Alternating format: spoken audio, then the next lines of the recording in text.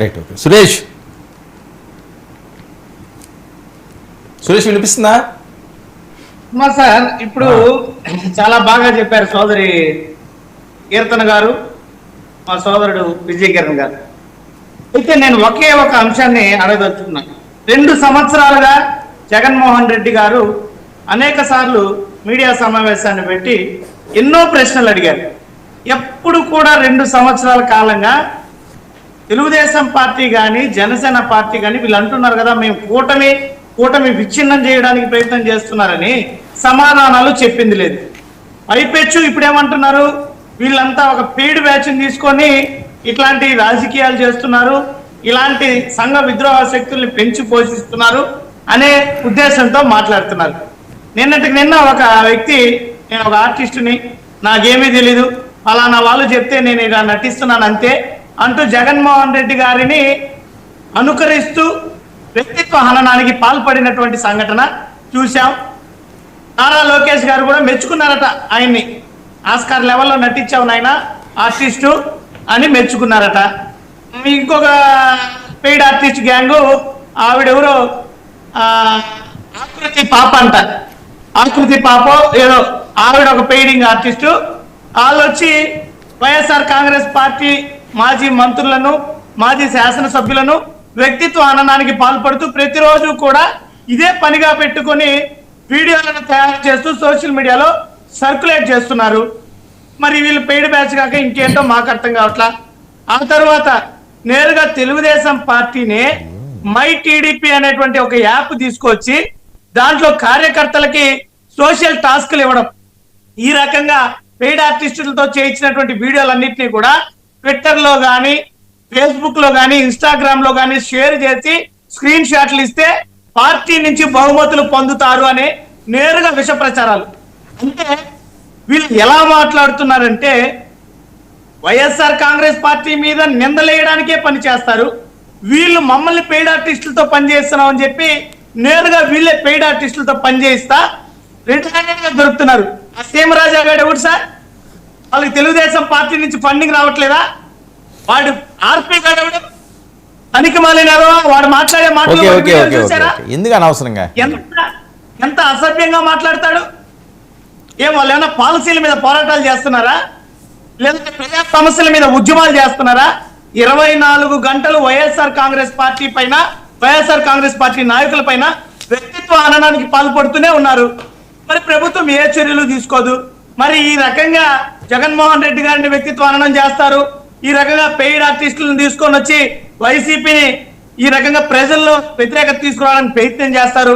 ఈ సీమరాజా, ఆర్పీ లాంటి వ్యక్తుల్ని పెంచి పోషిస్తున్నారు. ఎక్కడైనా విధానపరమైనటువంటి రాజకీయాలు తెలుగుదేశం పార్టీ చేస్తోందా?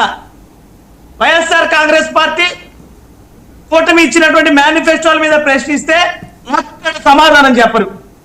అయ్యా ప్రభుత్వ వైఫల్యాలు ఈ రకంగా ఉన్నాయి, ఆర్థిక విధ్వంసం జరుగుతోంది, అప్పుల మీద అప్పులు చేస్తున్నారంటే ఒక్కడ సమాధానం చెప్పడు.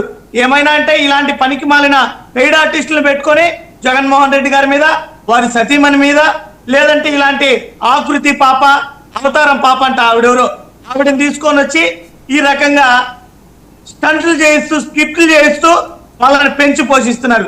ఎంత నీచ రాజకీయాలు సార్ ఇవి! ఇలాంటి రాజకీయాలను ప్రజలు హర్షిస్తారా? దమ్ముంటే మీరు ఇచ్చినటువంటి హామీలేంటి, వాటి అమలు తీరేంటి? సంపద సృష్టిస్తానన్నటువంటి చంద్రబాబు నాయుడు గారు అప్పులు ఎందుకు చేస్తున్నారు? పైపెచ్చు ఒక పథకము ఇవ్వడం లేదు.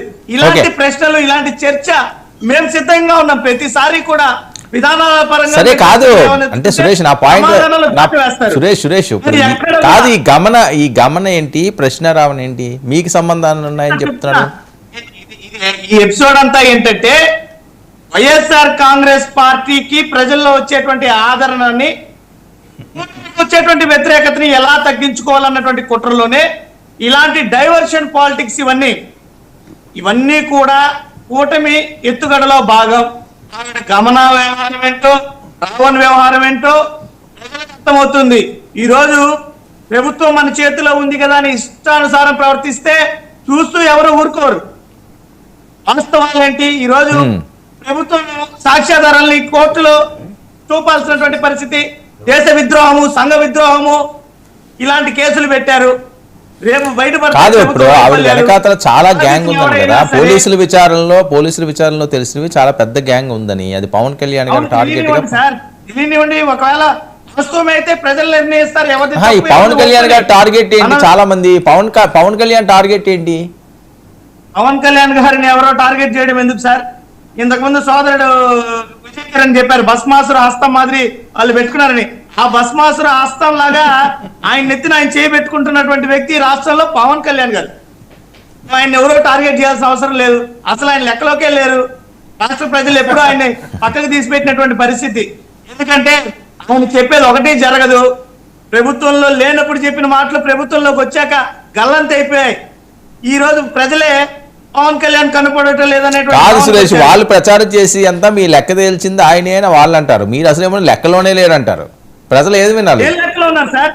ఒక్కటన్నా పవన్ కళ్యాణ్ గారు ప్రతిపక్షంలో ఉన్నప్పుడు చెప్పినటువంటి విధానాలు గాని, మహిళల కోసం ప్రత్యేక చట్టాలు అన్నారు, సుగాలి ప్రీతి ఇది మొదటి కేసు అన్నారు. సరే, ఇప్పుడు గమనాకి రావణ్కి మీకు సంబంధం లేదు అంతేనా? చట్టం కావాలన్నారు. కాదు వినండి, ఏదైనా పవన్ కళ్యాణ్ గారు గమన చేశారా? రావణ్కి వైసీపీకి అసలు సంబంధం లేదు. మొన్న ఎప్పుడో ఎయిర్పోర్ట్ లో జగన్మోహన్ రెడ్డి గారు వెళ్ళి ఆవిడని ఏదో ఆశీర్వదించడం, అది ఇది అక్కడి నుంచి కదా మొదలైంది, ఏదో ఉందని.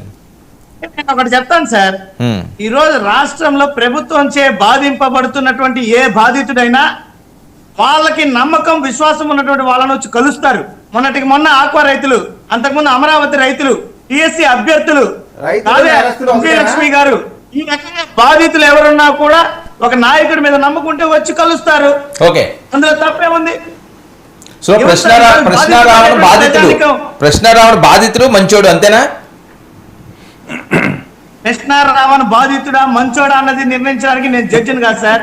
ప్రభుత్వం ఏం చేస్తుంది? దేశద్రోహం కేసు పెట్టింది.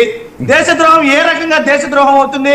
నక్సలైట్లతో సంప్రదింపులు జరుపుతున్నారు, నక్సలైట్లకు మద్దతు ఇస్తున్నాడు, వాళ్ళకి మద్దతు వచ్చేలాగా మాట్లాడుతున్నాడని ఊహాజనితమైనటువంటి మాటలు మాట్లాడారు. పవన్ కళ్యాణ్ గారు ఏం మాట్లాడారు సార్? నేను ఒకానొక దశలో నక్సలిజంలో కలిసిపోవాలనుకున్నాను అన్నాడు. మరి ఆయన పైన దేశద్రోహం కేసు పెట్టచ్చు కదా?